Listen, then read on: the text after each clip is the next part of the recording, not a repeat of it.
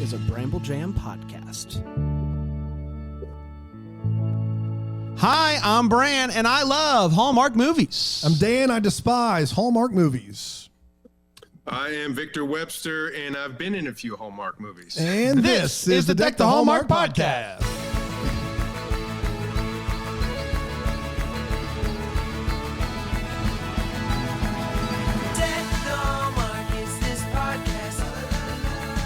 Yes, it is. Boy, oh boy. Hello, everybody. Happy Wednesday. Another Wednesday, another fantastic interview. I mean, we haven't done it yet. We haven't. I feel But good I about it. feel good. I feel good about it. I feel good about it. Victor Webster, welcome. First time on Deck the Hallmark. We're very happy to have you, my friend. I'm happy to be here. That's a catchy tune. That just got me all warmed up. That's ready right. to go. That's right. That's You feel like you can do a little like Irish dance to it if you want to. That's right. For sure. That's great. I'm doing a jig right here in my seat. Yeah, I love it. Victor, I love it. you have IMDb credits all the way back to the 1990s. So you've been doing this a while.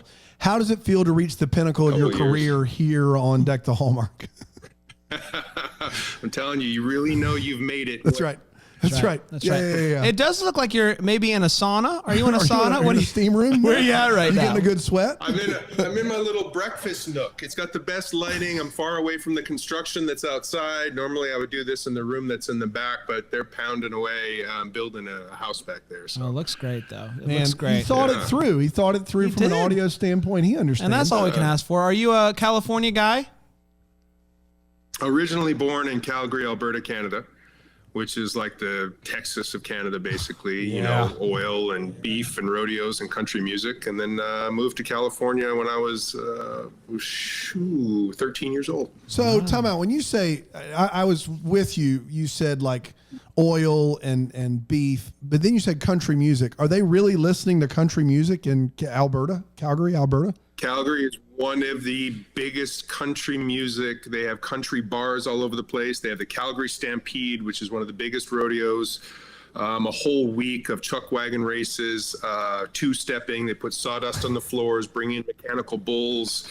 They got to import people from other provinces to come and work during that. I mean, I don't know what it's like now in these strange times, but weirdness, it was huge. Wow. Do they have like barbecue? Like, what does it the whole Texas package?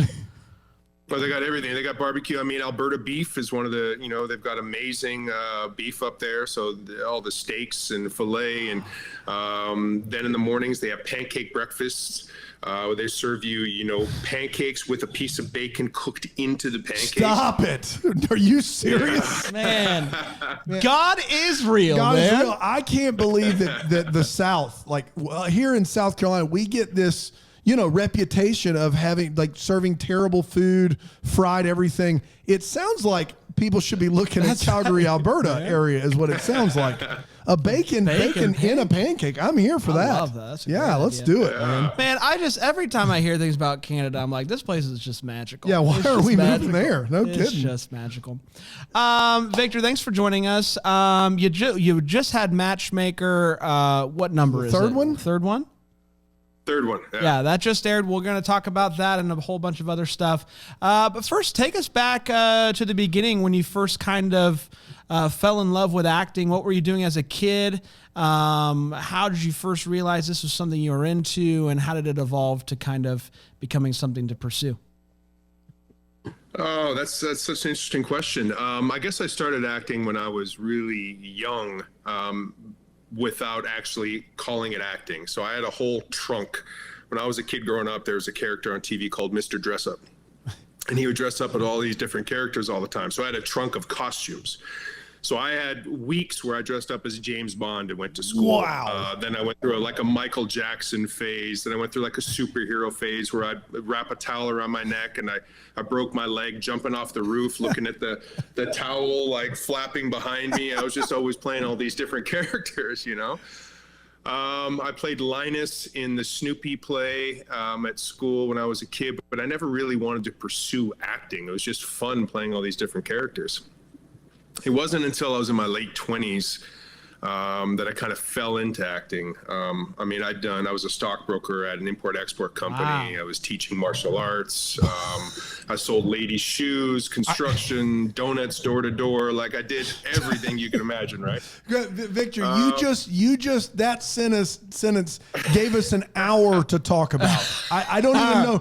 You just threw in donuts door to door as the last one. What am I supposed to? You got to just hold on real quick. First of all, how old were you when you had the trunk of outfits? How old was that? It was like 16. I was 26. I was probably 8, 9 years old. Your parents, you're in Alberta, and your parents, they just rolled with it. They were just like, "This is who we got. This is our kid. He's got a trunk outfit." Well, my parents went around a lot. You know, I had to entertain myself. My brother was usually at school. My dad was a police officer. My mom was a hairdresser. She was at work all the time. So I was left to my own devices and usually getting into some sort of trouble all the time. Wow, interesting. And so when did you pick up the martial arts side of things? Because if you were teaching martial arts, that means you had to be pretty good in martial. Like, are you a black belt, or what kind of martial arts are we talking? Yeah, I've got 2 black belts, one in Taekwondo and one in Brazilian Jiu-Jitsu. Oh, that's you. That's where you're good. Brazilian dude, man, Jiu-Jitsu we can spar all day long. Let's go. Yeah, let's do it. Let's do it, man. At the end of the day, a belt just holds up your pants. You know what I mean? It doesn't really mean a whole lot. It's what all it's a the good black goal belts say. to attain. Man, but I was a problem child. You know, I was always getting into trouble. And so my dad, being a very strict police officer, is like, "Oh, that's not happening with my kid." So he enrolled me in martial arts judo when I was 9 years old. wow. So when we talk about getting into trouble, were you ever in like trouble with the law and got a break because old dad was working with the police? Never got a break, but possibly to the previous statement. Possibly. He won't go on record. I love it. it. So I understand now. You got 2 black belts and you're clearly still in good shape. Tell me about donuts door to door. He holds up his 2 black belts, And then he's like, and then he "Eat these says, donuts." "Buy the donuts."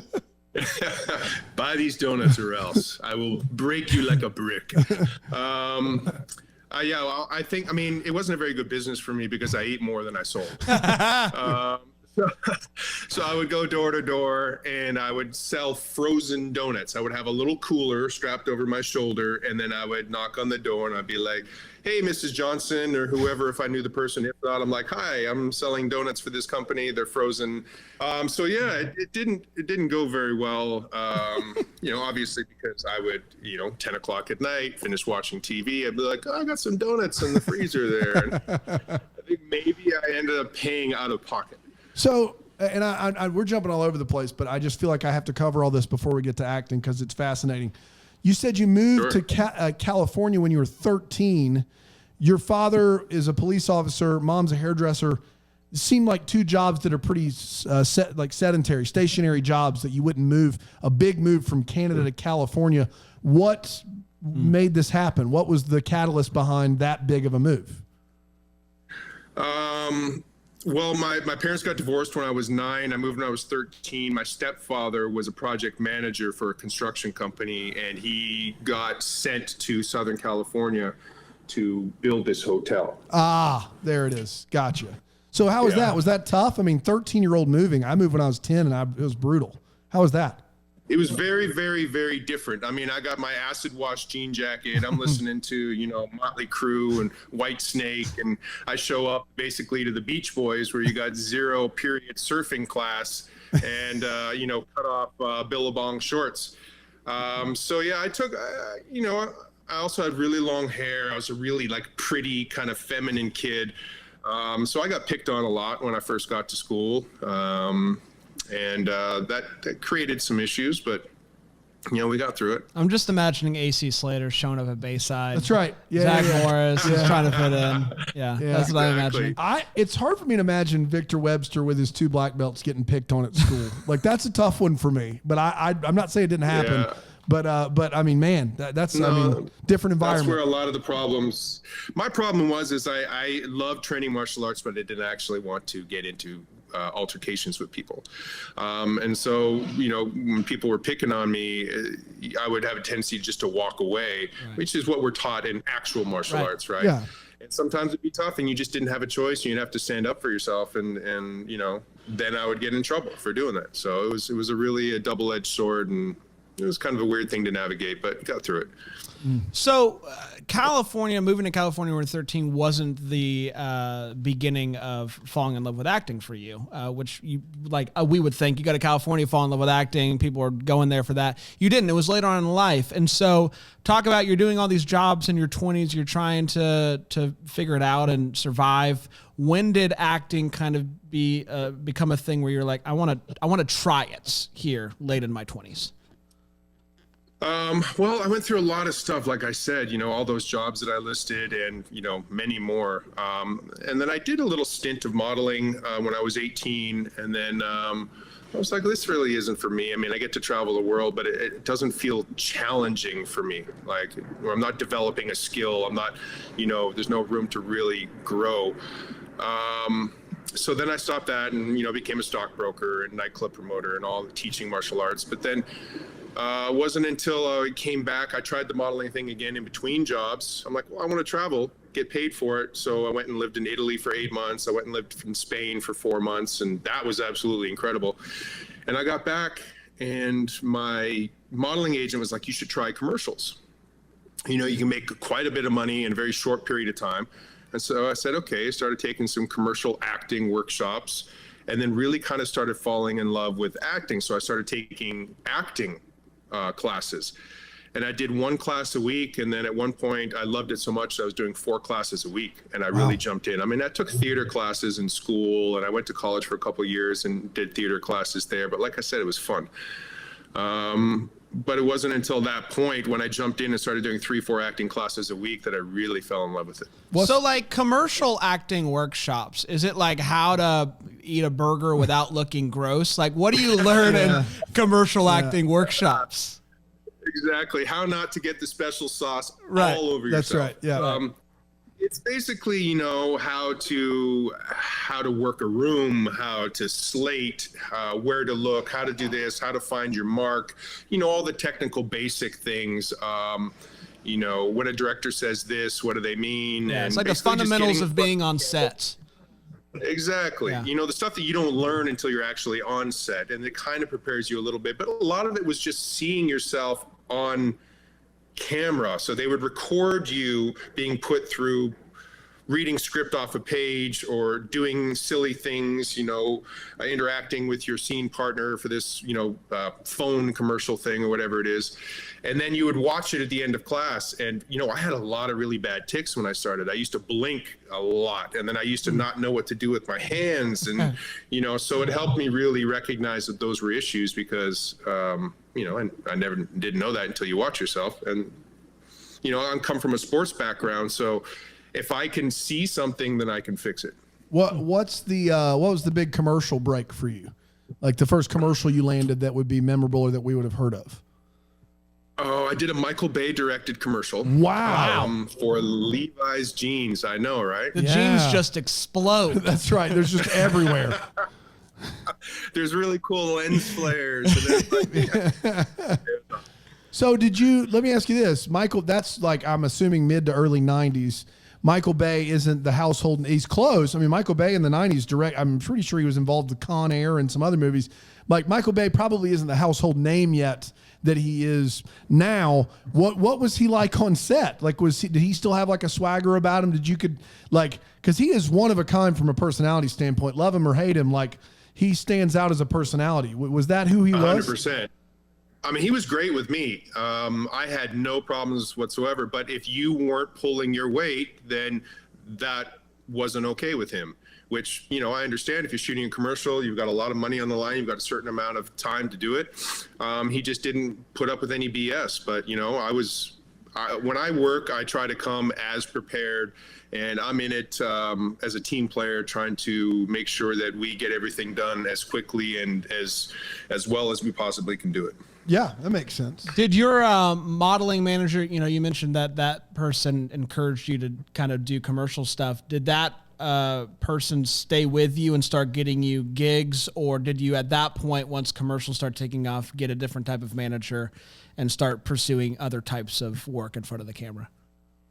No, they were part of an agency that had a commercial department, and Okay. I just went with them. And then they started representing me theatrically. So the commercials happened, and then the natural progression at that point for, a decent looking guy with decent acting was to do soap operas. So I started auditioning for soap operas, and that's when I really booked my first acting role. In your first acting role, I see The Lot, which was a TV series. You had like one episode, but then it was Days of Our Lives. After that, you were on 84 episodes of Days of Our Lives. And Sunset So Beach. I went Sunset Beach. Yeah. And that was like, I don't know, maybe 2-3 episodes. I played the bartender. And then it was Days of Our Lives for about a year and a half. And then I did a series regular on The Lot, which only went one season. And The Lot was the coolest show. It was one of AMC's, if not the first, one of the first scripted programming shows that they did themselves.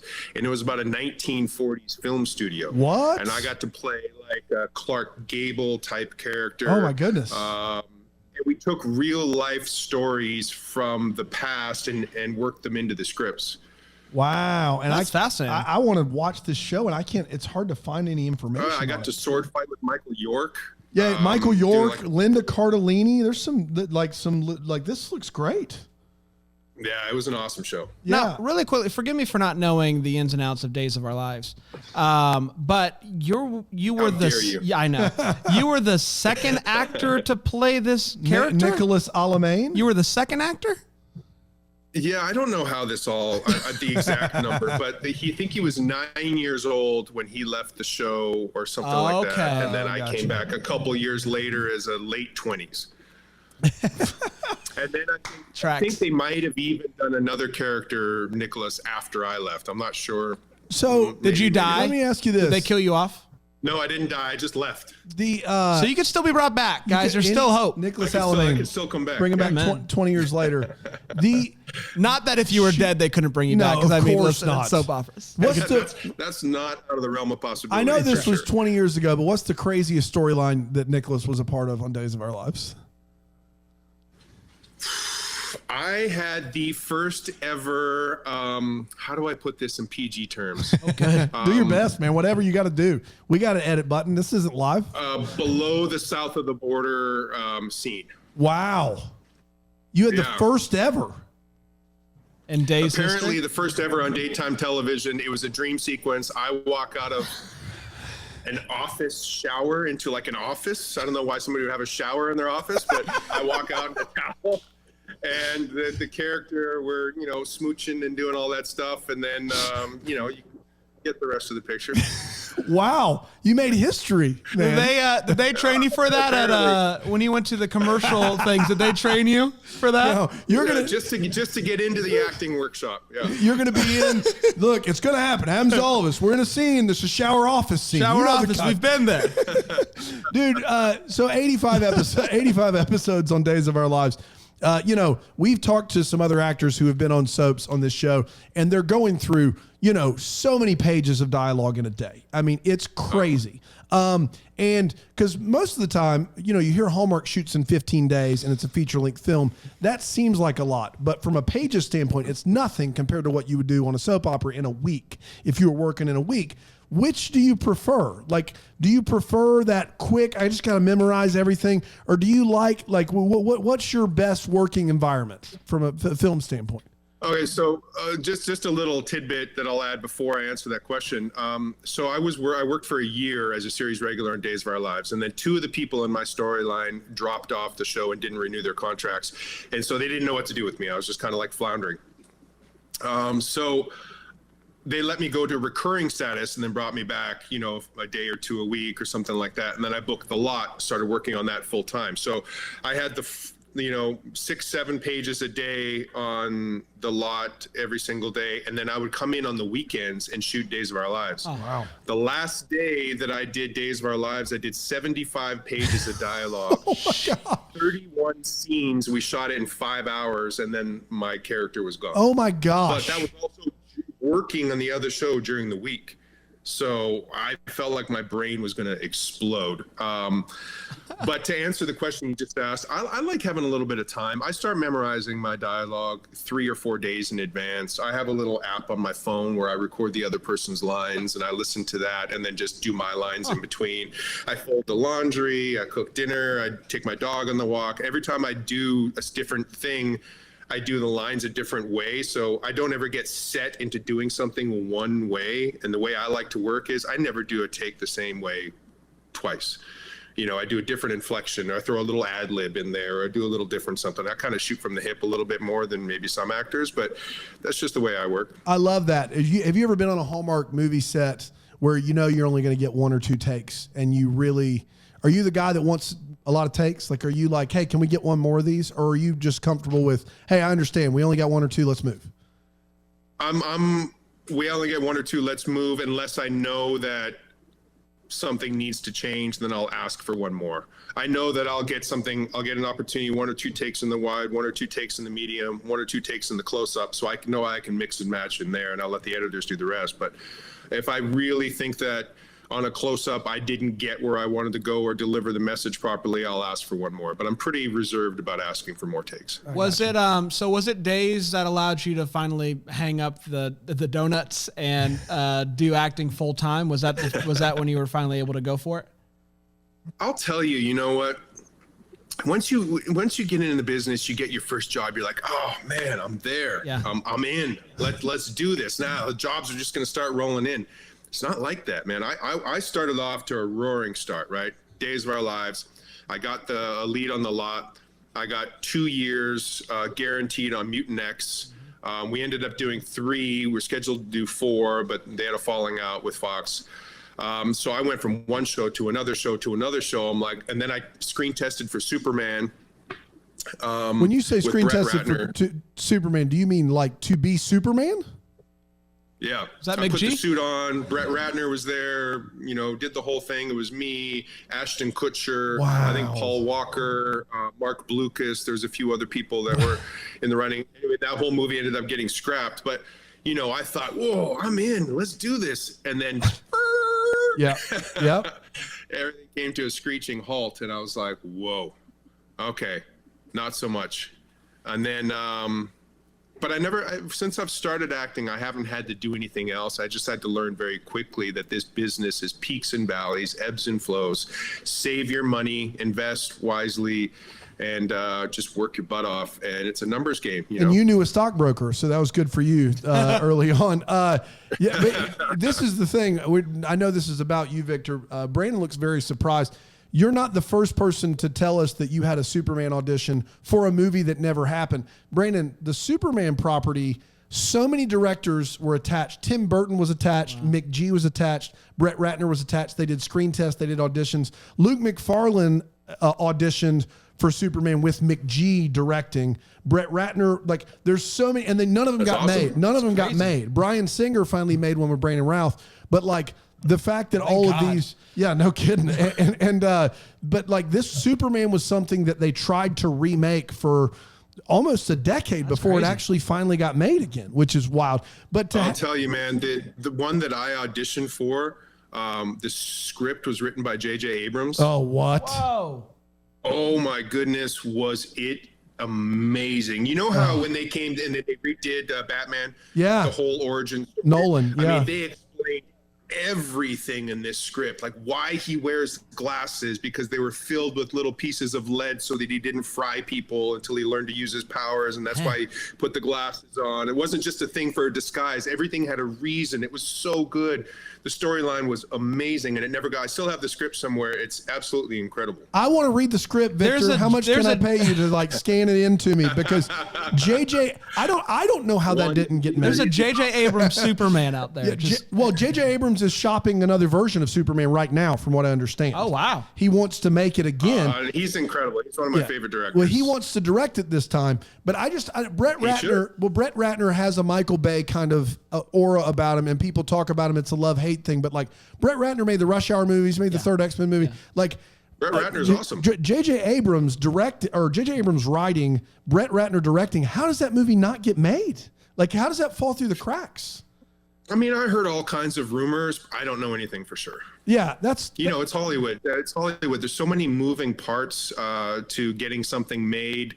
It's really hard to say why something does or doesn't. That's crazy. Listen, I do have to ask this because we're hurtling forward, and you've got such a career that I feel like I could hear stories from everything you did.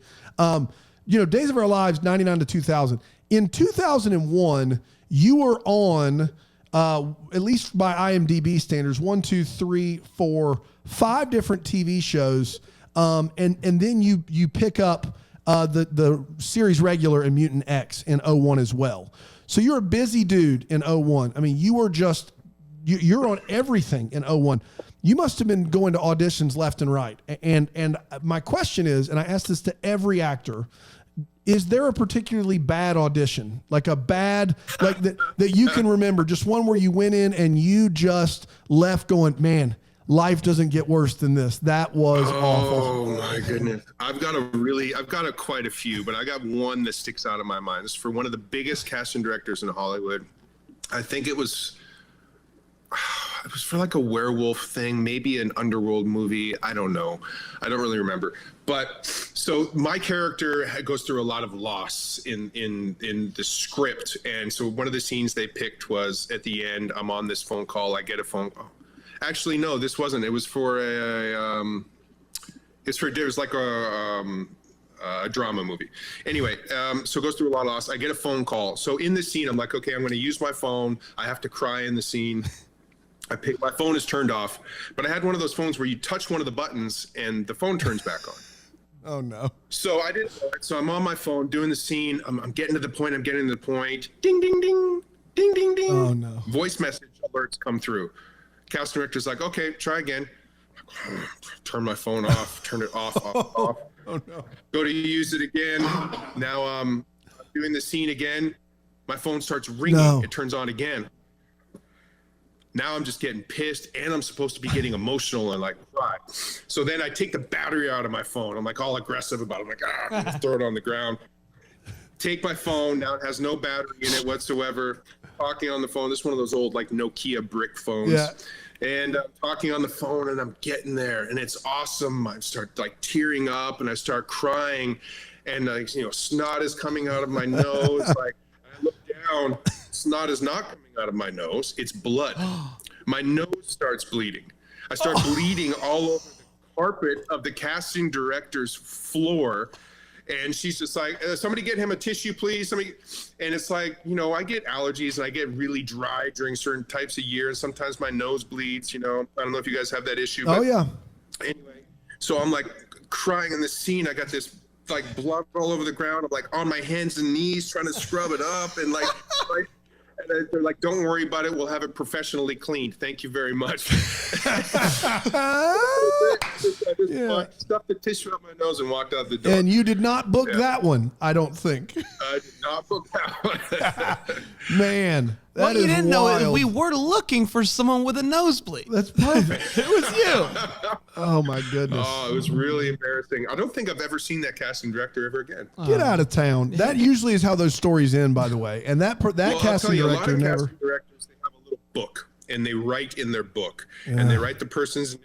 And I'm sure now they do it on the computer, but they'll write, nosebleed guy, don't ever bring back again, or something like that. Like they don't give you a chance, and they don't. I guess sometimes they just don't think that you can grow and learn, and maybe you're just having a bad day. Sometimes they just hold a grudge against you and never see you again. I have one casting director that didn't see me for 10 years. Finally, my manager convinced them to see me again, and I booked the job that I auditioned for. Wow. Now I see them all the time. Wow. So, Man. Yeah. That's talk about high pressure, man. If you got it's a big, a lot of pressure, man. That's It's crazy. a lot of no's. It's a lot of doors being slammed in your face, and it's like you'll go on hundreds of auditions and maybe book a couple, and one of those can change your career, and one of those could just put a little bit of money in the bank. well, I mean, you've you know. done so much, and I've got so many questions, and we'll just have to have you back on, obviously. But like, are you still grinding like that? Like, are you still going on that many auditions? I mean, it seems like you're an offer guy on Hallmark, and you've pretty much done. You've done so much. Are you still like doing 100 auditions every? Like, are you that active? Still? No. I'm doing a few more. The business has changed a lot, and the climate of the business has changed a lot. You know, I'm in my late 40s now. There's different roles. Where the business kind of is right now is not necessarily for a mid to late 40s Caucasian actor. But there's still some really good roles out there, and we're also a little more picky and choosy about the things that we do. But yeah, I'm still doing auditions. Everything's done on tape now. You don't go and see anybody in a room anymore, which I like because I can direct myself and give myself notes and then do it again. And you know. For sure. Yeah, it's you're always, the thing about this business is there's always the next level. So you get to one level and you're like, okay, to get to the next level, you need to basically start all over again. Wow. And that just repeats and repeats and repeats. So until you're doing, you know, Brad Pitt level work, you're constantly breaking through to the next level and starting all over again. Yeah. You mentioned after Mutant X, things dried up a little bit for you. You're just kind of doing one-offs, an episode here, an episode there. Was there a point where you were just so discouraged or frustrated that you were willing to hang it up? Did it ever cross your mind to do that after having such a blitz of a start and just getting boom, boom, great roles, long lasting, and then it dries up a little bit? What was that like for you as an actor, but also as a person who wants to do this and love it and also live? Yeah, I mean, that's kind of a recurring theme. I kind of fight with staying in this business all the time. Sometimes I'll just be like, oh, you know, I want to go and do something else. What can I do that gives me the freedom to travel and to have some time off and to do the things that I love to do and still make the money to get by? But I really love what I do. Yeah, there's quite a few times where I, you know, questioned things and really did some soul searching as to whether or not I wanted to stay in the business. And the business is kind of funny. Like, the business is almost alive in the sense that as soon as it can feel you walking away from it, it gives you a little something to keep you in. Yeah, it's a Godfather. You know, it's like, I can't tell you how many people, you know, like, I think Robert Pattinson has a story where he came home from his Twilight audition to find an eviction notice on his door. And he's like, this is my last audition. I'm not doing this anymore. If I don't book this one, I'm out. And he books it, and look where he is now. Like, I have some stories like that too, where I'm just like, you know, this is my last audition. I'm not doing this anymore. And then all of a sudden booked it.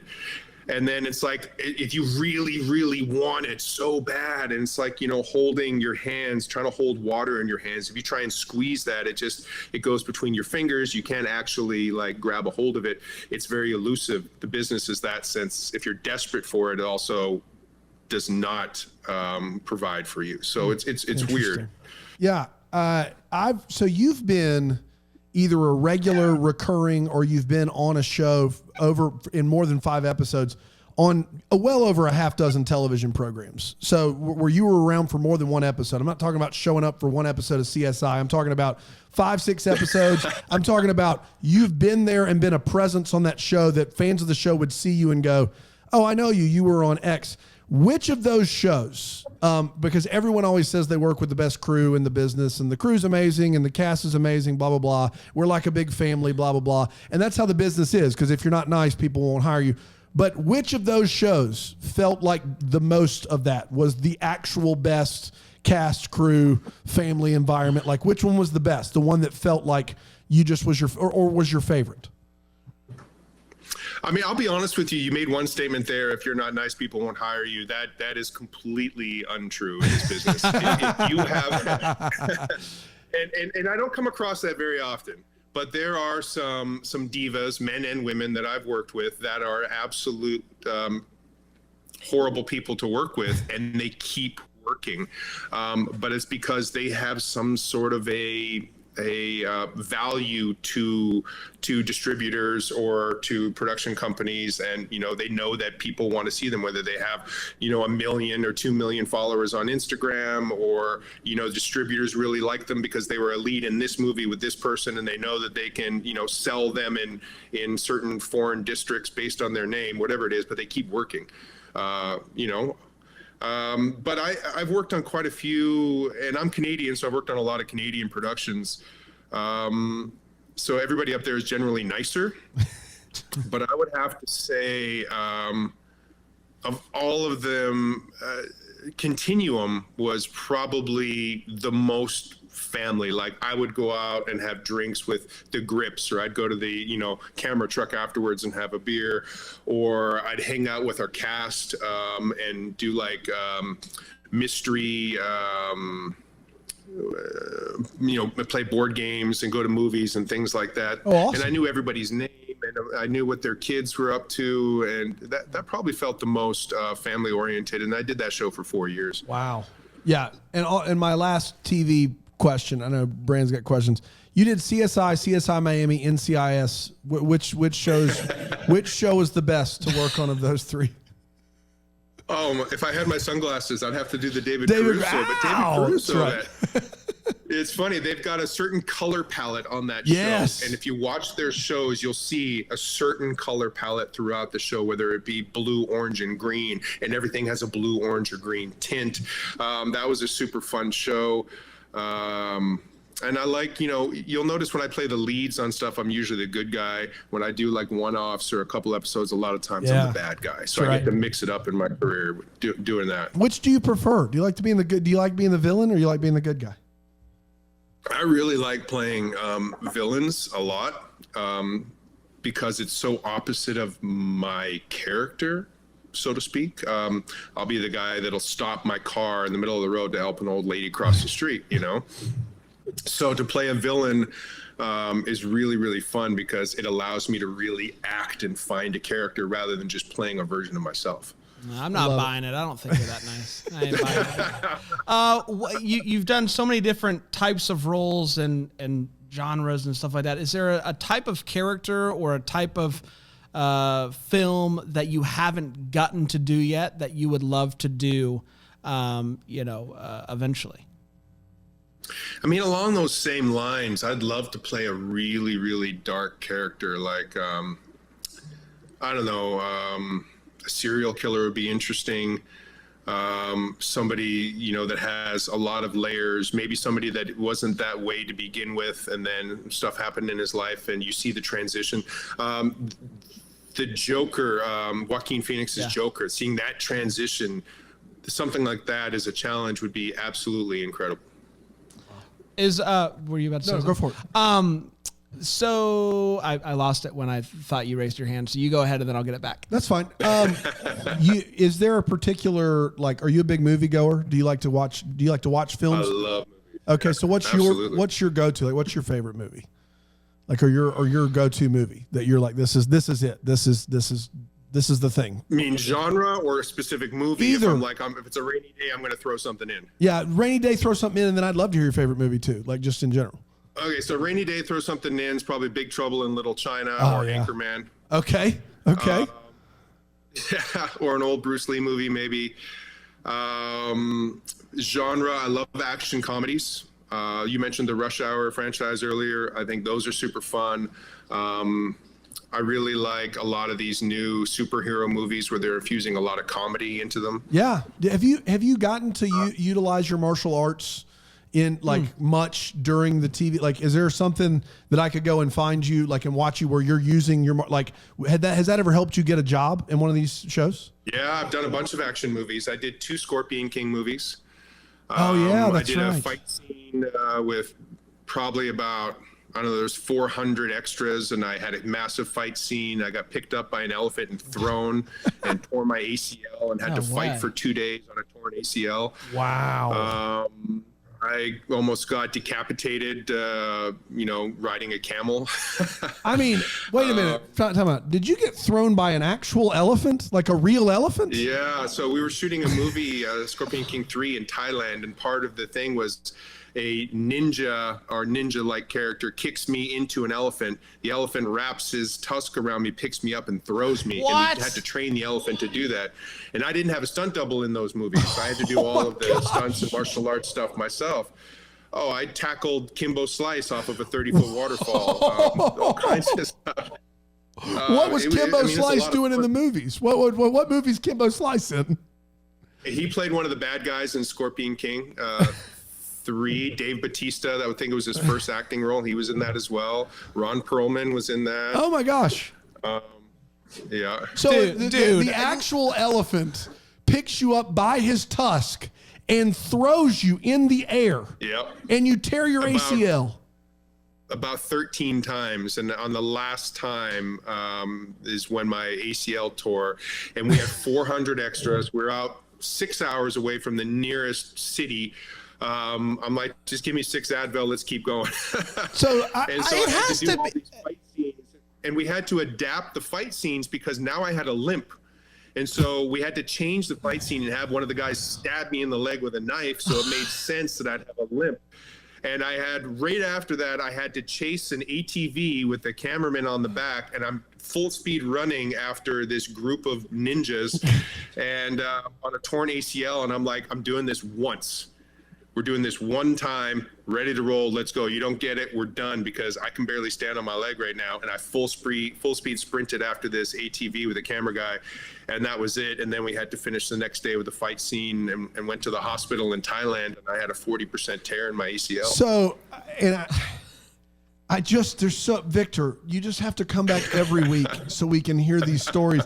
I know you just come on. It's COVID. You don't have anything to do. Just come on. I just want to get this straight, and it's hard for me to get over. You were thrown from an elephant tusk 13 times, and on the 13th one, did you ask for that take? Were you like, can we get one Guys, more? I can fall better. What in the world, man? This was the director. A lot of times in fight scenes, as you guys know, they shoot pieces. Yeah. Right? Yeah. They shoot the first 6 or 7 moves, the second 6 or 7 moves. This director didn't like to do that. He wanted to shoot the whole thing as a master. So this was at the end of the fight scene. So this was 13 full fight scenes. Punches, kicks, spinning kicks, sword work, all kinds of stuff. And this was at the end. So I was completely depleted. It just so happened that we didn't clear the ground well enough, and there was an embedded rock that was sticking up about 3 inches to a point, and I landed right on that. And that's what tore my knee. Ooh. Unbelievable.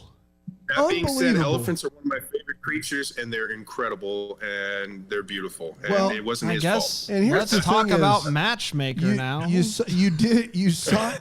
signed up for Scorpion King 4 Quest for Power, so it didn't stop you from recurring that role in the next film. I've broken almost every bone in my body doing various things. I'm a crazy adventure seeker, motorcycle, skydiving, rock climbing, like all this stuff.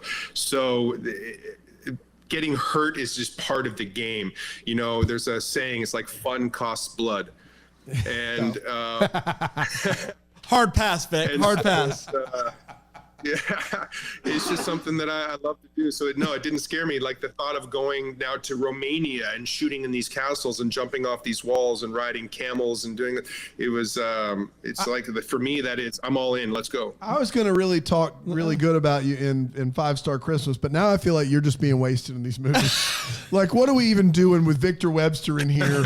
Just like kissing the girl at the end of the movie and sitting around his hometown the whole movie. Like, are you kidding me right now? Well, now we know why he was willing to sing Blue Christmas. It was a thrill. It was a thrill. That's right. Oh my goodness, that was scary, guys. You have no idea. I've never sung in front of in public, never mind on camera, and then have to sing like an Elvis song. It was one of our favorite moments of the season, Victor, and I mean that in all honesty. So I've got a really interesting story for you about that. So originally in the script, there was going to be this whole thing where I started singing, and then somebody pulled out a cell phone and started playing the song, and then all of the carolers started joining in to sing, and it became this huge like La La Land, big musical piece. This was the last scene of the day. We had 20 minutes to shoot the entire scene. So all of that got scrapped, and we had 2 takes on a steady cam set up for lighting. I think maybe we did 1 pop on a close-up of her, but we shot that entire scene in 2 takes, and I think it works so much better just her and I connecting, walking up, me being thoroughly embarrassed, singing by myself. But that wasn't what was in the script. It's what we had to change and adapt. I agree with you 100%. It was so authentic. I would have loved to see the other version, like as a bonus. Yeah, the version we get is like you don't get to see that kind of vulnerability in Hallmark movies. Like you just don't get to see it, and I thought that was really good. Yeah, I agree. Well, I guess we talked about Scorpion King, so let's talk about Hallmark. and how you got started there. We didn't even get to mention Christmas Ice-tastrophe. This is an Ice-tastrophe. That is a masterpiece. Right what is it called? Christmas Ice-tastrophe. Just really quick, give me the pitch. What am I watching here? Because I'll watch it tonight. What am I watching? Oh, can I read you the IMDb plot? The plot. Yeah, let's hear it. A meteorite brings ice and freezing temperatures, which threatens to harm the residents of a small town at Christmas. I love it. Let me tell you the adventures I got to have in that movie. I got to race a snowmobile. I got to shoot a flamethrower. I got to jump off of a speeding boat in the water. I don't know if that take made it in, but I think I'm just racing in the water. I got to drive 100 miles an hour down a road and do like a 180 like sliding turn. Like I got to do so much fun stuff in that movie. Well, you're number one. Awesome. You're number one on the call sheet on this movie by IMDb. You're the first cast member listed here on IMDb. So he was the lead in that movie. Is that what got you on Hallmark? And Hallmark see that and be like, this guy, if we tone it down a smidge, we might have something. Hey, look, Christmas was in the title, so That's it right. might have been, subliminal messaging. How did it really happen? How did you get on Hallmark? What was I don't know what the first movie was, but how did it all start for you there? Hallmark was it was an offer to be in a movie called Puppy Love with Candace Cameron Bure, who I can't say enough good things about. She's absolutely amazing. And I'm sure you hear that all the time. Oh, yes, we certainly do. She doesn't let us enjoy that. Like, we haven't talked to her yet. She won't come on our show, But Victor, still, so it's fine. put We're in not good holding words. a grudge. I'm sure she's great. But yeah, and it was, it was about, we connect over finding, I lose my dog, she finds a dog, and we connect over that. So that was all the way back in 2012. Which we missed that one. Mm-hmm. When do you come back and work for them again? It's not for a few years then, is it? No, I was off doing other stuff and always knew that I wanted to come back. Hallmark there's such a great, it literally feels, and I'm sure you hear this all the time, it feels like a family. They treat me really, really well. They take care of everybody well. Every set that you work on, everybody has, mad respect for each other. It's a well-oiled machine. There's never any drama. So I love working for them. Matt, yeah, and maybe my comment about you're not going to get hired if you're not nice, that's true on Hallmark. Yeah. It's not true in Yes. regular everyday life. I think that's very true on Hallmark. I don't think they hire people that are a pain in the butt. Yeah. Yeah, I was like, I don't know, Dan. Have you heard about Harvey Weinstein? Like, I don't think.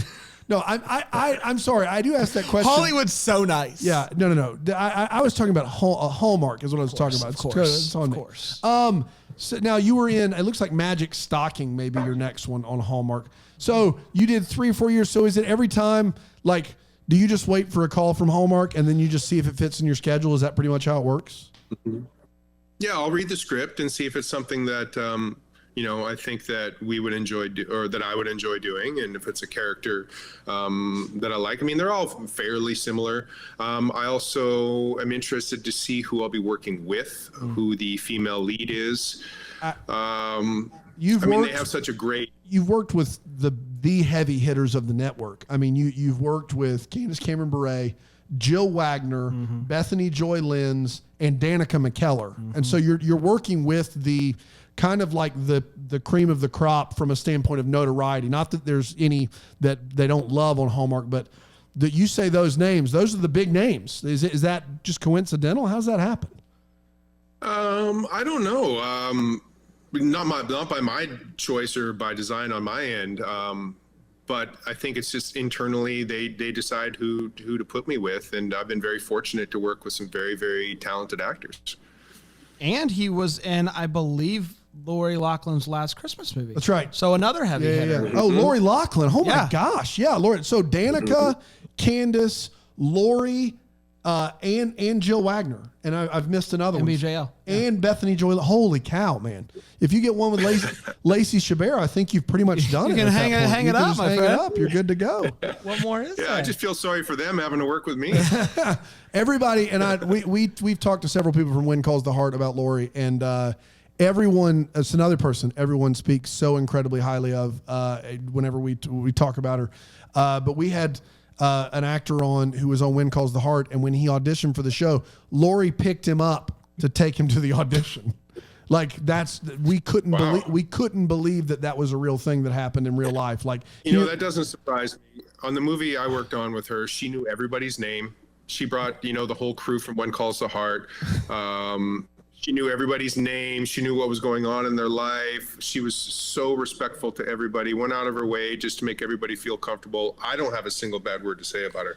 Yeah. Yeah. That seems to be the take. I think 2022, I think she'll be back. She'll be back on When Calls the Heart. She'll be back on Hallmark. I mean, what are you going to do? Hollywood loves a good comeback story. So right. I wouldn't be surprised. Yeah. And what she did wasn't in Hallmark's camp of immoral to the standpoint of we can't bring you back on either. Like what she did, you can kind of move on and you can get another chance. I mean, it just is what it is. And I think, in all honesty, I think everybody wants to see her back on the network. I mean, why not? Let's just give her another shot. Let's talk about 5 Star really quick, because it's the most recent Christmas movie and the most recent movie we saw you in. We were shooting stuff a little bit beforehand and talking about how much we loved it. It was both of our favorite movie of the holiday season. That and Delivered by Christmas. That and Delivered by Christmas. Yeah. It's great, super different. When you first saw the script, were you like, man, this is a special one, especially in this genre, in this world? What was your first reaction when you read the script and you saw all that was going on in this movie? I love the comedy in it. I love that they really pushed the comedy and they were going for it. And I haven't read a lot of scripts where they in the script, the comedy was written there and they were really going for it. I had a talk with the director, Christy Woolwolf, and she was like, no, we're going for it. We've got a green light to make this a comedy and an ensemble comedy. And I was like, I'm in. Let's do it. And everybody brought their A game, and such a diverse cast. And like I said, everybody brought just something so fantastic. And there's so many ad libs in this movie that weren't in the script, and so many things that we tweaked and just, tried to build upon. It was awesome. It felt like the most organic Hallmark movie I'd seen. That probably is because the ad libs, or because it's not in that same similar 9-act structure that has the same rises and falls. I mean, it has some of that, but it does feel like a very organic ensemble piece of work. Is that the one you're most proud of all your, like, we'll take Matchmaker out because you're kind of promoting Matchmaker. Of the movies, is that the one you're most proud of for Hallmark? Or does another one stick out? Yeah, actually, like if I was to say, hey, watch one of my Hallmark movies, the one that kind of stands out for me, I mean, like you said, they're all great, but that would be the one I think is the most unique and probably the most fun. Yeah. Like to show you how different this movie is, like the Blue Christmas story and this amazing moment with you singing it. Like, we don't even get the full story, and the way that they chop it up and they edit the movie, like, we don't even get the full story. And so to take this in traditional Hallmark, this would have been a huge part of the story, because it's going to be a big part of the romantic gesture at the end. And in this movie, it is a part of it, but it's like, this is going to be between the two of them. That's right. And you don't need to be privy to all the information. And at the end, the reaction is going to be what like shows you how much they love each other. Like, that's really different for Hallmark and really great. Yeah, and that moment is alluded to by the campfire. Yep. And where she talks about it, and there's that whole speech in the very beginning of that is all ad-libbed by Bethany Joy. Wow. And it was great. And she did a whole bunch of different versions of it. And it was just, we had to get into talking about it and how somehow weave that in an organic way. And then it was just a moment between us, and we didn't need to water it down or dumb it down for the audience, because I believe people that watch Hallmark are very smart and they just get it. Like, you don't need to spell everything out for them. And it's about the sentiment of the two characters at the end. At the end of the day, you didn't need to know everything that led up to it. For sure.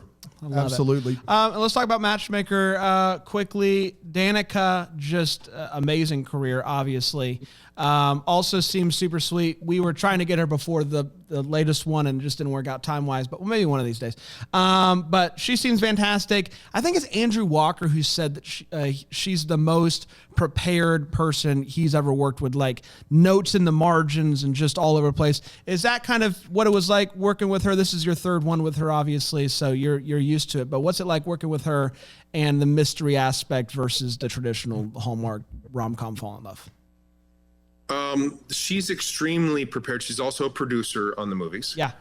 So she's involved in every aspect from the very beginning of it, and she knows exactly what she wants to do, and she has her notes written down. She's very prepared, but she is also open to collaborating and being given notes by the director, and she's all about making it the best movie that it can possibly be. And it's not just about, well, this is the way I want to do it, this is how I'm doing it. Yeah, she's clearly done all of her work, and I think I've only ever heard her mess her lines up once or twice ever in 3 movies. Like, she does not mess up.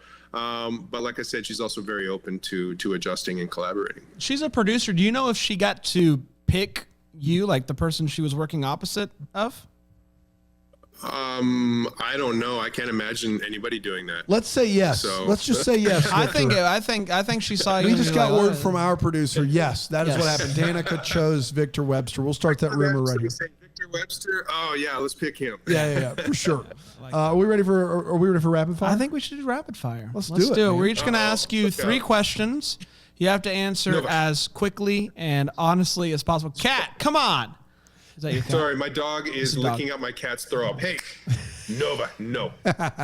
And things are picking up here. Things are getting crazy. We're going to each ask you 3 questions. Answer as quickly and honestly as possible. More on the honesty, less than the quick. Dan? Yeah, the thing in Canada that the United States just doesn't make as well, or like isn't as good here as it is in Canada. Poutine? It's like a gravy cheese thing. Like, I've never had it, but that's what It's French fries with cheese curds and gravy on top, and you can get crazy. You can put bacon. You can do all kinds of stuff in there, but definitely poutine. Okay. You told us the elephant story. Phenomenal. I want to make sure we don't miss anything or leave anything on the cutting room floor.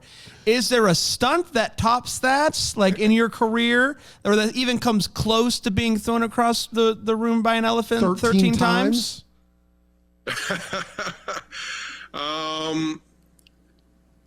No, there's some that are up there. Well, actually, no. Yes, there is. Oh. So I shot a movie. I'm going to make this as fast as possible. You're fine. I shot a movie in China. It's called Wings Over Everest, and incredible, like, fun movie. And they recreated Everest on an outdoor set. Part of the movie, you guys are never going to see it, so it doesn't matter. I'll spoil it. I'm hanging off the edge of a cliff, and I'm supposed to be fighting for my life, and then I end up getting let go and falling to my death.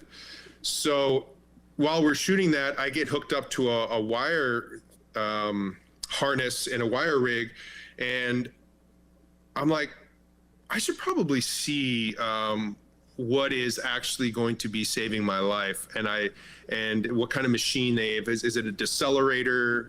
What kind of equipment do they have down there? And I look, and it's literally 5 dudes about 110 pounds each holding a rope, and I'm 80 feet up in the air, and I look down and I'm like, well, hold on. I need to see somebody on this before I go. Now, mind you, leading up to this, standing on set, there's a huge green screen about 30 feet high and about 25 feet wide, and it was just after lunch, and we were standing there blocking, and the guys holding the ropes during a windy day fell asleep, and the thing came crashing down and missed me by about 6 inches, and would have definitely have killed me. So that and blowing, snow in our faces, and the type of snow that they were using has been outlawed in the States for over 10 years.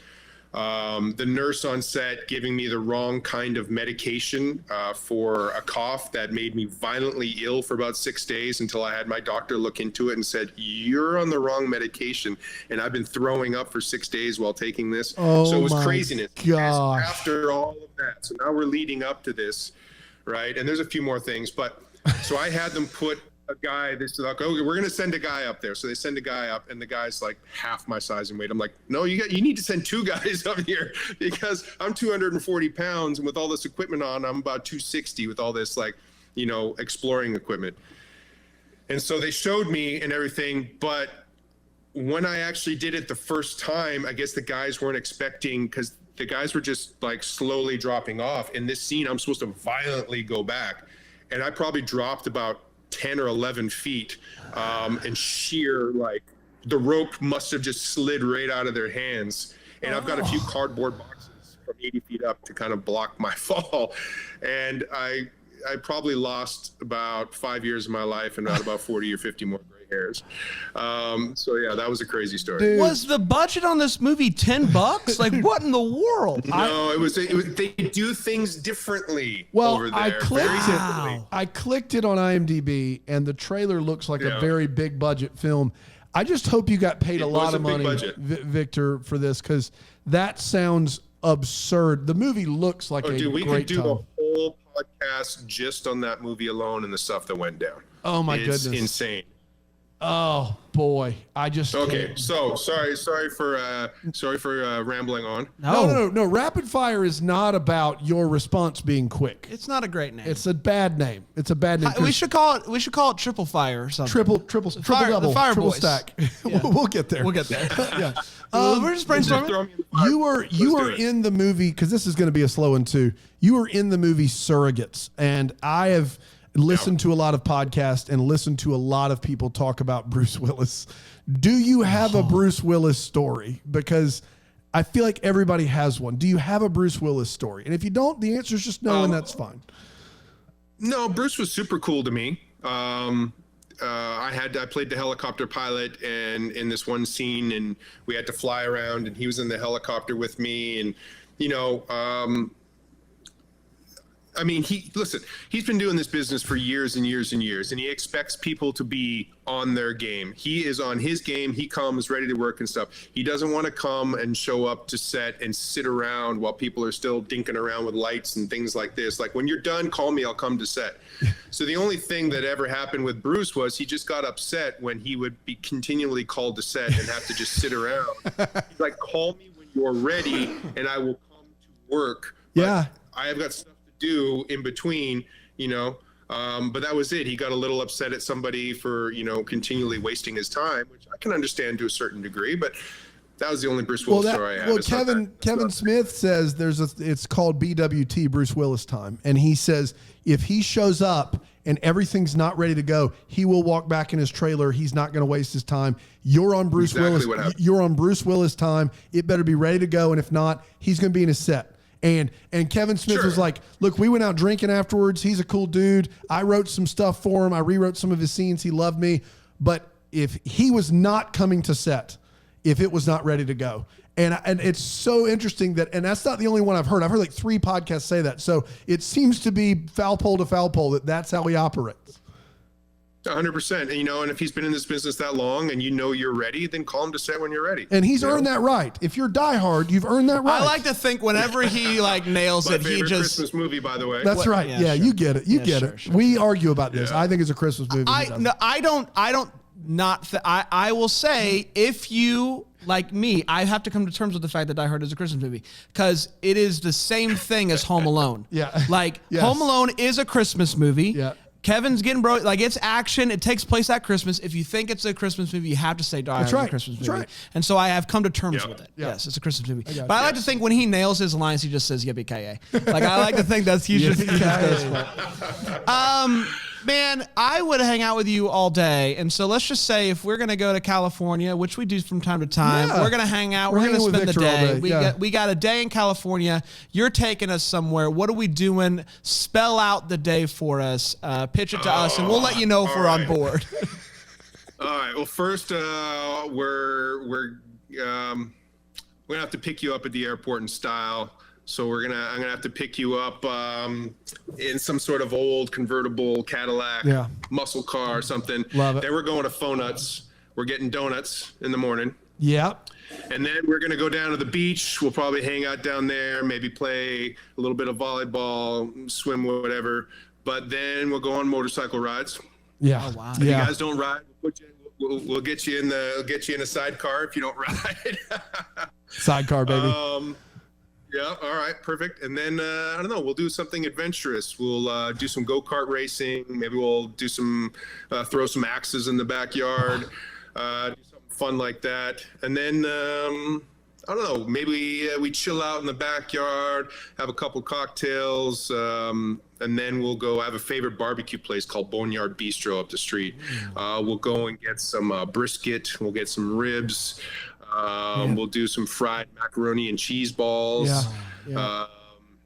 And then we'll end the night off with a nightcap, watching some sort of awesome action movie in the theater room in the back. Ooh, theater. This. Maybe Wings Over Everest in the theater room. Maybe. Oh boy! Could we do? Yeah, could there we we do? go. I haven't even seen the movie yet. I don't know. I haven't seen Could it. we do Dude. Wings Over Everest Ice Catastrophe double feature? Could we do that in the theater room? Oh, yes.